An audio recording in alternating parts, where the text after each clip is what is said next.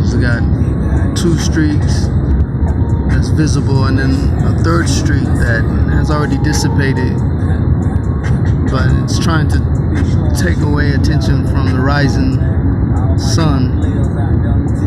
But it definitely is covering a lot of areas when it falls to the ground. So what exactly are people here breathing and drinking in their waters, even watering their plants with? All this stuff is falling to the ground here in America.